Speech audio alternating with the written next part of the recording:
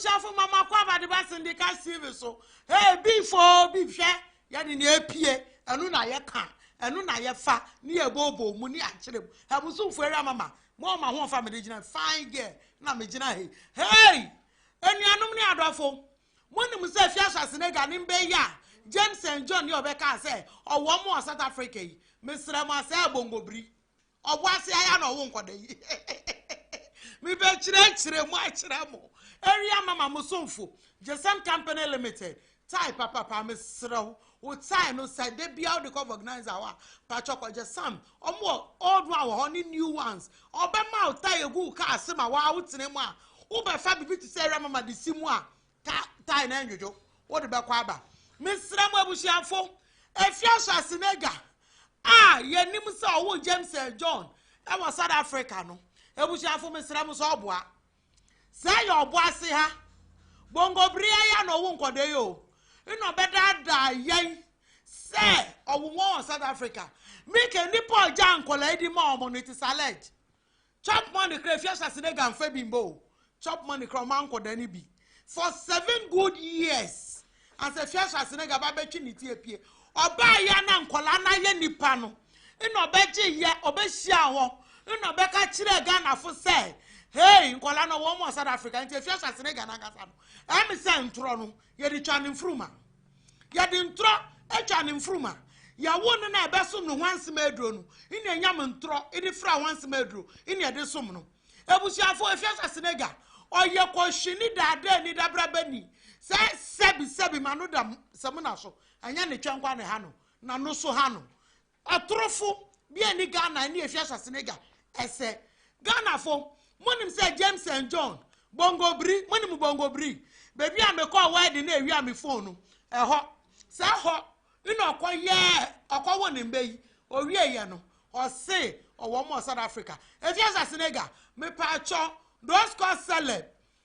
say o throw challenge for wombano birth certificate fabra say South Africa na wo a Ghana fo person mu for wombano birth certificate fepie say wo mo wo boase a Ghana fo person mu na wo ja wombano adima asanto amaame na maame ya hwe nkodai na wanfi wom na madamfo na oje nkodai po atofo se ko South Africa na koye adwuma fa be hwe nkodai wo koya 10 pesos po wan famba wo baye so be hie omo ameda sekra wa ma wombi fiasha senega nti wo de boni aye no ye de sumo ye de guwutim efa hwini mu ina real system mu fiasha senega na otesa wa dwen se wo die obi ye papa ma wa sabi mpanyifo mo anim a wo beda na wotu na ode ada na se wo nti papa ya wasa wo da nti na kwa shisha silicon e wo ho na mani wo fiasha senega hwema me kan se minchro ni awo ye no Ghana ha nyina no wo ye ni chia ena won se wani ngwase ebobode ba wo ano those call celeb or the fake away accounts ya send skagu mu ma onyo de be kire wo si Aisha 2000 pound ode ma o de ba ya wadapa na adedi say wumbe James John ya tornado car ya say it is alleged so mo ya special abebebebe say wo mo bongobri oboasi bongobri e twa picture wo ho oboasi ho minimum a Jehovah for solid and see honmo say ho na wo wumbe efia ina wo so wo mo he South Africa wo ji by first citizen ama wo man wo Ghana fo wo esu dim ya je ya de me na me wo me ba no South Africa na wo de wo mba no James and John de mpa cho bongobri ya na wo wo efia senega hwe na office Ghana nyina ya wo de na office o ka se ko viral ntin tro ina obeka won se wadapa abededi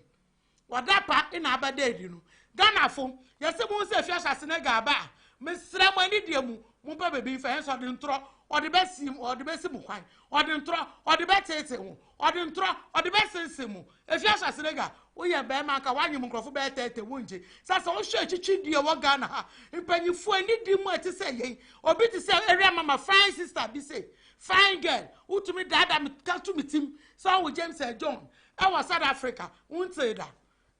efiasha senega Ghana fo se me ka se bobra pa hwa bra boyie esa da che be hadofo makramu area mama fine woman mesra mo subscribe mo share na mo like mo tag no ate mo tag efiasha senega say esu no bongo bring nation South Africa nti ye hu na chi ebu shafo mo so mfo area mama